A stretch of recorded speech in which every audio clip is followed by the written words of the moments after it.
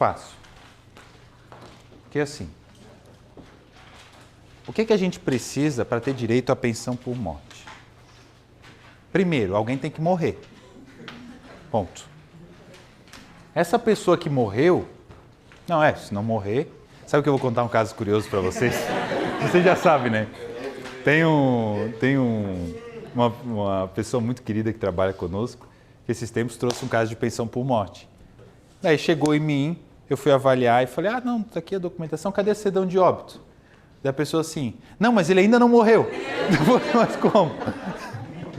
Mas ele já estava em vias, né, de morrer. Mas já adiantou, a dependente lá já fez a documentação toda para... No dia do óbito já está protocolado no INSS. Aquela foi ligeira. E o curioso é o seguinte, quem procurou o escritório... O quê? Desculpa. Ele morreu, já morreu. Não, agora ele já morreu, já está recebendo a pensão. Já morreu. Não, e o legal é que quem procurou o escritório... Ela procurou o escritório, mas foi assim, foi um mês antes da pessoa morrer. E já estava tudo pronto, né? Mas entenda, um requisito para pensão por morte é que alguém tenha morrido, de fato, né? E normalmente a pessoa nos procura quando, né, o seu cônjuge normalmente já faleceu. Mas, regra geral, né, não é sempre. Mas alguém tem que morrer. A pessoa morreu. O que a gente precisa a mais? A gente precisa que essa pessoa tenha qualidade de segurado. Lembra que a gente falou sobre qualidade de segurado? Que é a qualidade de quem paga INSS? E a gente falou também que mesmo quando a pessoa parou de pagar, ela por algum tempo ainda ostenta a condição de qualidade de segurado da Previdência Social.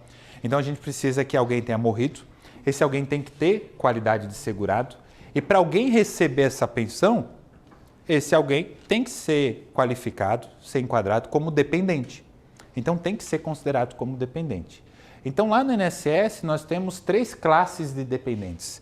Normalmente, eu não sei se eu fiz isso ali, eu não fiz, mas, principalmente nos livros de direito previdenciário, se fala muito dos dependentes como a pirâmide.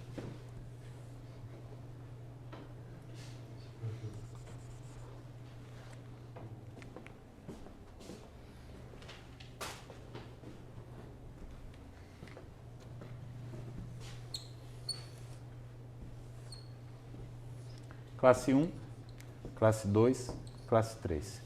Por que se faz uma pirâmide? Porque quando a gente faz uma pirâmide, normalmente a gente grava que o que está em cima é mais importante.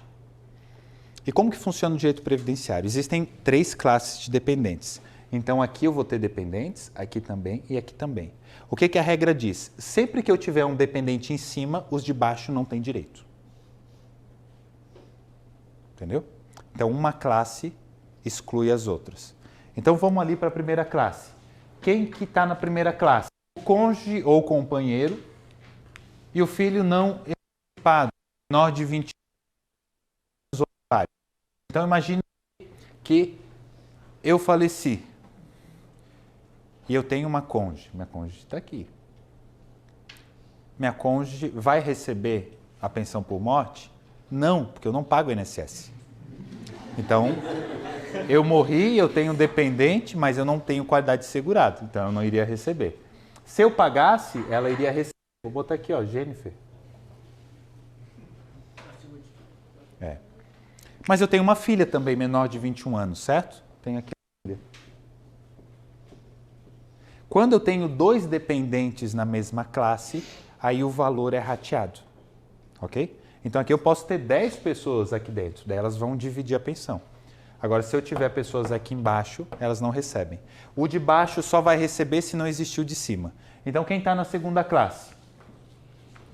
Pais e classe 3, irmão menor de 21 e válido. Então, aqui a gente tem os pais, irmão, menor e válido.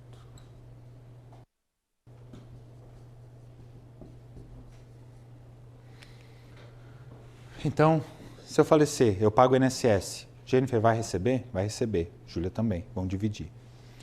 Se elas não existissem, imagina que eu não sou casado, eu não tenho filho, faleci, pago o INSS, meus pais vão receber? Sim ou não? Depende. Depende do quê? Porque a lei diz que quem está na primeira classe, essa dependência é absoluta. Então a pessoa não precisa provar nada. Ela só vai precisar chegar lá no INSS e vai mostrar que ela é minha filha. A Júlia vai ter que provar que é minha filha por meio da certidão de nascimento. E a Jennifer mostrar que é minha esposa por meio da certidão de casamento. Ponto. Acabou. Ela vai ganhar. Agora, quem está nas classes de baixo só vai receber se provar que é meu dependente. Então é só se o meu pai pegar, chegar lá no INSS, juntar a comprovação de que é meu pai e provar que eu sustentava ele ou que eu auxiliava ele, senão não vai dar certo. É muito difícil conseguir uma pensão, o pai conseguir a pensão do filho. Muito difícil. Normalmente aqueles casos em que o pai não tem bens, ele morava com o filho auxiliava, tanto financeiramente quanto na ajuda. Né? E o irmão só vai conseguir se também não tiver pais dependentes vivos. Não basta que a pessoa tenha pais, né? Então imagina o seguinte, eu faleci, eu não tenho esposa, não tenho filha, eu tenho pais, mas eles não eram dependentes. Então não é porque eu tenho pais que meu irmão inválido não vai receber. Se ele provar que é meu dependente, ele vai conseguir receber.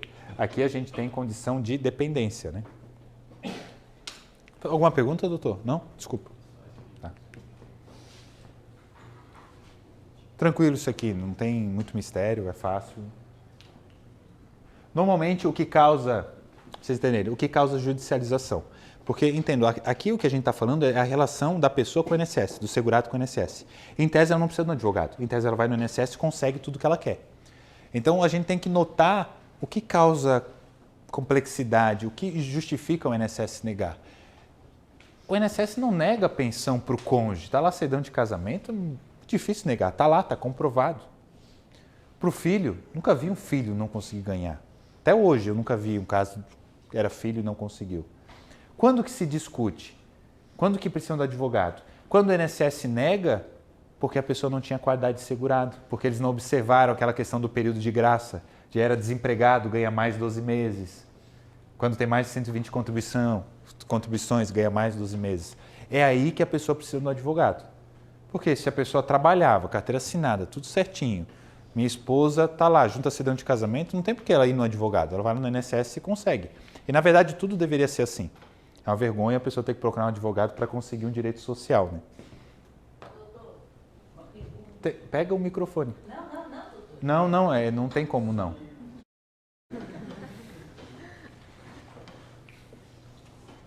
Tem que ligar o microfone, ver se ele está ligado. Tá ligado agora? Acho que tá, né? Tá, e quem convive junto? Assim, união estável, essas coisas todas. Ok, olha só. Agora desliga o microfone, isso. Quando se fala em cônjuge, se fala no esposo ou na esposa, casados, mas se fala também no companheiro, né? Então, eu e a Jennifer, por exemplo, não somos casados lá no cartório, mas ela é minha companheira há muitos anos. Então, eu preciso comprovar essa situação. No caso do companheiro, às vezes é um pouquinho mais difícil, porque o INSS exige que isso seja comprovado, né? Então, vocês lembram daquela questão de comprovação do tempo rural, né? A documentação que se usa. Entenda o seguinte, qualquer documento pode ser utilizado para isso, desde que ele traga o indício de que eram companheiros. Então, vou dar um exemplo. Jennifer, faleci, a Jennifer quer ir buscar minha pensão. O que ela vai pegar? Ela vai pegar contas de água, luz, telefone no meu nome e no nome dela, no mesmo endereço, para mostrar que a gente morava juntos. Ela vai pegar a certidão de nascimento da filha, porque a filha é pequena, né? Não é fogo, mas é fumaça de que a gente tinha uma relação. Ela vai pegar esse vídeo e vai mostrar que eu escrevi lá, que eu tenho uma esposa e uma filha. Parece brincadeira, mas é isso. Tudo que ela tiver de prova, de indício, ela vai juntar lá no INSS. É claro que o INSS tem uma lista dos documentos que ele entende necessários. Só que isso não é uma lista exaustiva, é uma lista, não é um rol taxativo, é um rol exemplificativo. Então, tudo serve, desde que possa comprovar. Uma foto, várias fotos. A gente tem vários casos que a gente utiliza como meio de prova o Facebook. A gente mostra que eles viviam postando fotos juntos, estavam juntos, nesse sentido. Bem tranquilo. Bem fácil. Então aqui eu falo da morte, né? Qualidade de segurado, qualidade dependente. Isso daqui eu não vou falar porque é fácil. Vou falar. não aguento. Eu não vou falar das regras antigas, é porque entendam o seguinte, a gente tem um poder executivo bem complicado e que vive fazendo medida provisória. A gente sabe, quem estudou direito sabe, que medida provisória se faz quando o presidente da República entende que algo é urgente e relevante. Não é urgente ou relevante, é urgente e relevante, é algo muito importante e urgente. Ele vai lá e ele edita uma medida provisória. Só que eles fazem medida provisória para tudo. Então fizeram várias medidas provisórias que mudaram muitas coisas. Eu vou falar como é de janeiro de 2019 para cá. Vai ser difícil ter um caso anterior. Se tem um caso anterior, daí olha no material, olha na lei, é bem fácil. É mais fácil no material, porque a lei tem tanto riscado de lei que já foi revogada que é difícil. Então aqui, se a pessoa faleceu a partir de janeiro de 2019, você vai receber a pensão desde a data do óbito, quando esse requerimento da pensão for feito em até 180 dias após o falecimento do segurado, nos casos dos filhos menores de 16 anos. Ou até 90 dias do falecimento para os demais dependentes. Porque pensa, a gente tem que respeitar o luto também, né? Então imagina que eu faleci e a Jennifer vai no dia seguinte lá no INSS pedir a pensão? Talvez. Talvez. Mas, ou um mês antes. Mas normalmente se respeita um luto e depois de algum tempo a pessoa vai. Depois de 30, 60 dias ela vai lá no INSS e pede benefício. Quando ela pedir, ela vai receber desde a data do óbito. Desde que ela faça isso dentro dos primeiros 90 dias após o óbito. Se passar 90 dias, ela vai receber da data que ela pediu para frente. Quando se trata de uma criança menor de 16 anos, quando é criança menor de 16, o prazo já é de 180 dias. Aqui tem uma questão muito complicada que é assim, o menor, vocês sabem que contra o menor não corre prescrição, né? Todo mundo que estudou direito sabe disso. Então aqui a gente tem na legislação uma regra de prescrição para o menor, que em tese não deveria correr prescrição. Porque entendam o seguinte, qual que é a lógica da prescrição? É que se você é menor, em tese, você não tem como ir no judiciário, entrar com uma ação judicial, requerer um direito. Você não tem como ir lá no INSS, você não tem conhecimento e nem tem capacidade jurídica para isso. Então, por isso, a legislação diz o quê? Sempre que você é uma criança, não corre nenhum prazo para ti, nada. Não tem prazo para ti. Porque não dá para pegar e penalizar uma criança por culpa dos pais, né? Então, vamos imaginar, tem vários casos assim, que a mãe não sabia que a criança ia ter direito à pensão. E daí nunca pediu. Daí a criança está lá com 18 anos, o pai faleceu quando ela tinha 2. Se a gente entrar com uma ação e ganhar, ela vai ganhar tudo desde os 2 anos. Não existe o prazo dos últimos 5 anos, que é o normal, né, na prescrição. Não existe isso para a criança. Aqui eles criaram um prazo de 180 dias. Então, é uma discussão judicial. Vai ficar para a justiça definir. A minha análise, que vale pouco, é no sentido de que esse prazo aqui é totalmente irregular, válido, né? Não faz sentido isso. Principalmente porque a gente está falando de uma norma protetiva. E as normas protetivas hermenêuticas, né? Vamos lembrar da hermenêutica, tem que ser avaliado considerando o que é melhor para quem a norma quer proteger, né? Isso aqui não parece fazer muito sentido. Por isso que eu até coloquei inconstitucionalidade e legalidade. Cessação. Ai, meu Deus do céu. Cada vez complico mais a gente. Como é que era? Olha como era fácil a vida do advogado. Por isso que tem um monte de advogado previdenciarista ruim. Porque no passado era muito fácil. Basicamente, fulano morreu, a mulher vai receber para sempre. Ponto. E a criança ia receber até os 21. Ponto. Acabou. Era fácil. Agora, eles mudaram. E a regra é mais ou menos assim, ó. Aqui entra o advogado, tá? Aqui o advogado faz diferença. Olha só. Se o falecido, vamos pensar no meu óbito aqui, na nossa situação.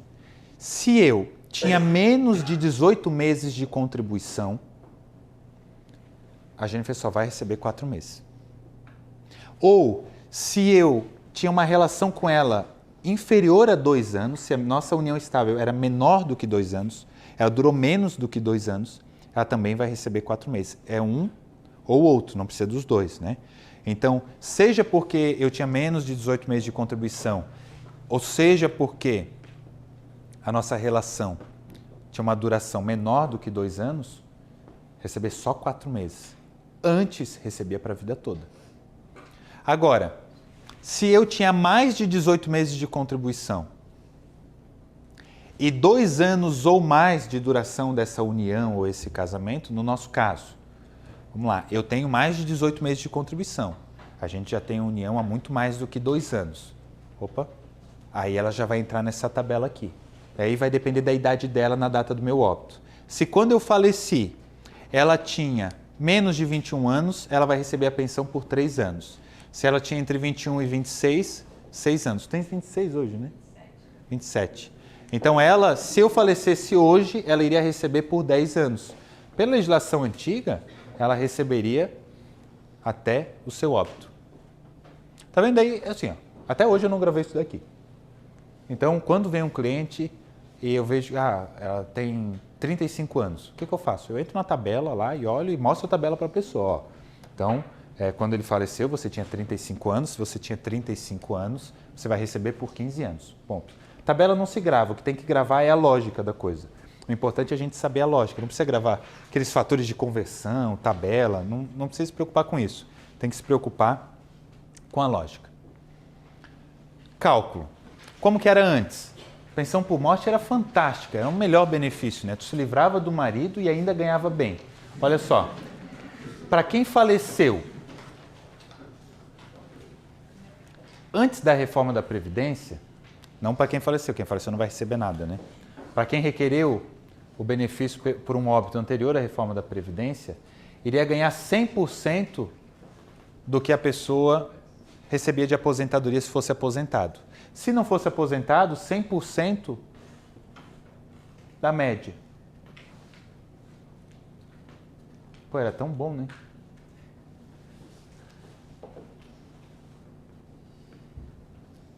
Na prática era assim, era sempre 100%. É 100% do que ou a pessoa recebia de aposentadoria ou 100% da média salarial. Porque ali diz 100% do que a pessoa receberia por aposentadoria por invalidez. E a aposentadoria por invalidez é 100% da média, né? Então era ótimo, o benefício era ótimo. Então se a minha média salarial era de 5 mil, quanto que a Jennifer iria receber para sempre? 5 mil. Ponto. Depois da reforma da Previdência, o que aconteceu? Para quem faleceu ou quem entrou em requerimento administrativo depois de ter passado 180 dias ou 90 dias do óbito, a partir de 13/11/2019, ela vai receber o valor que eu receberia se eu fosse aposentado por invalidez, que é um cálculo que a gente vai falar ainda, mas é um cálculo muito ruim. Eu, por exemplo, vamos imaginar que eu tivesse 5 anos de contribuição. Se a minha média fosse 5 mil, ela receberia 3.500. Ou seja, numa regra anterior que ela receberia 5, agora ela recebe 3.500. Bem ruim. Uma diferença bem grande, né? 40%. Depois eu vou explicar, se der tempo, como que é o cálculo da aposentadoria por invalidez. Eu acho que não vai dar. Mas é bem fácil. É só olhar ali no material ou conversar com os coleguinhas. Aí... não, até está errado. Então, olha só, é que é tão ruim, às vezes a gente não quer acreditar, né? Às vezes a gente parece que esquece inconscientemente. Então, qual que vai ser o cálculo? Olha só o cálculo da pensão agora. Imagina que eu tenho 5 anos de contribuição. O cálculo é assim. A gente teria que ver o quanto que eu receberia em aposentadoria por invalidez. Se a minha média era 5 mil, a minha aposentadoria por invalidez seria 3.500. Daí, dos 3.500, ela iria receber 60%. Mas não finge que não tem a Júlia. Quanto que é 60% de 3.500? Então, pela linha antiga, ela ia receber 5. Por essa, ela recebe 2. É uma baita diferença, né? Baita diferença. E aí é complicado. Não tem muito o que fazer. Tem algumas questões que a doutora Franciele vai explicar para vocês, mas é algo muito incerto ainda, né? O que o judiciário vai dizer sobre tudo. Né? Então, por que eu falei que ela receberia 60%? Porque a lei diz que o valor vai ser 50% do que eu receberia na aposentadoria por invalidez, que já é uma merreca pela nova lei, mais 10% para cada dependente. Como ela é a primeira dependente, seria 60%. Se a gente tivesse mais 2 filhos, 70%, 80%. Isso vai aumentando. É bem chatinho. Quando você tem uma dúvida, está falando com o cliente, está fazendo uma petição, o que você vai fazer? Você vai olhando o material, vai pegar, olhar na internet, ler a lei, ver um vídeo no YouTube. Curiosidade produtiva. Curiosidade produtiva. Tudo que eu estou falando aqui para vocês, eu não fiz um curso. Eu peguei e eu tive curiosidade produtiva. Vai lá, vai pesquisando, vai olhando, vai fuçando, vai lendo artigo, vai fazendo o que tem que fazer. E todo mundo sabe, né? Os dependentes inválidos recebem 100%. Né? Então, essa regra dos 50% mais 10%, ela não conta no caso do dependente que é inválido. Então, se eu tiver, se a Jennifer, por exemplo, for inválida na data do meu óbito, ela iria receber 100%, né? Aqui é o que eu expliquei. Acumulação, olha só. Outra coisa que mudou bastante com a reforma da Previdência.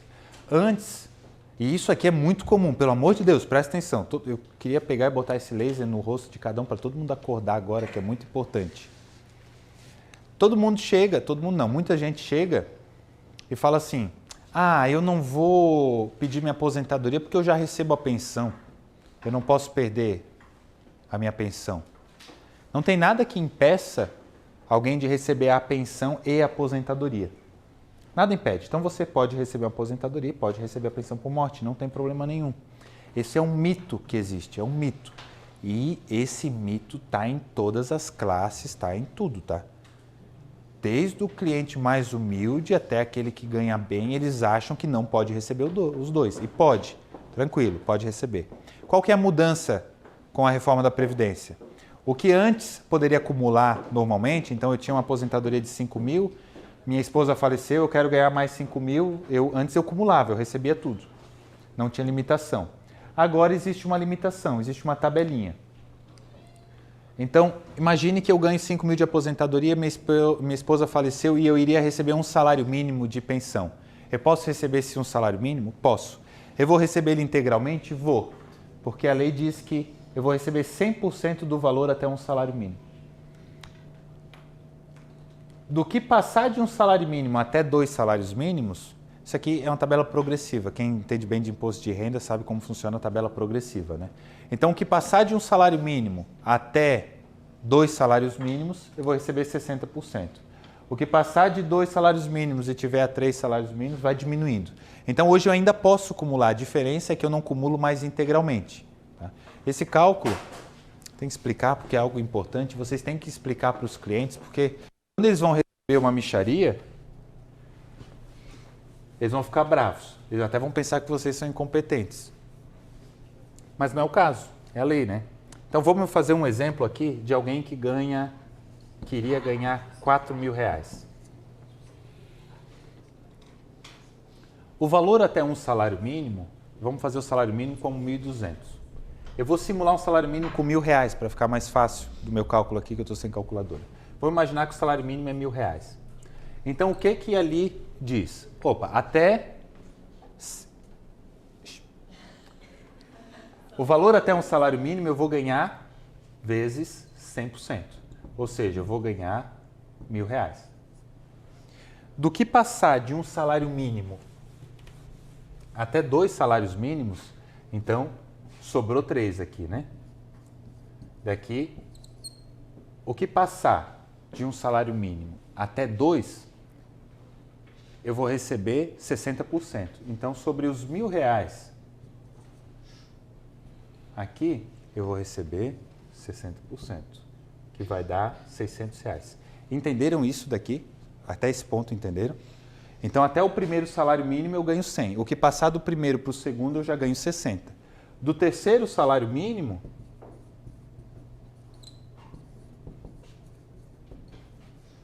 eu já vou ganhar 40%. Vai dar 400. Ladeira abaixo, né? Ladeira abaixo. Entre 3 e 4 e depois o 4. E aqui sobrou um salário mínimo. O salário mínimo é 1.000 reais. Sobre esse salário mínimo vai ser 20, não é nem 30. Meu Deus, é pior do que eu imaginava. 20%. Aqui mais 200 reais. Então, 1.000, 2.200. Então, imagina que eu recebo uma aposentadoria de 5 e eu, em tese, teria direito a mais uma pensão de 4. Eu vou acumular os dois? Vou acumular, só que eu não vou somar os dois integralmente. Eu vou ganhar os 5.000 mais 2.200. Então, continua podendo somar, só que agora não recebe mais integralmente. Normalmente o que nos aparece é pessoas que teriam direito a uma pensão ou uma aposentadoria de salário mínimo.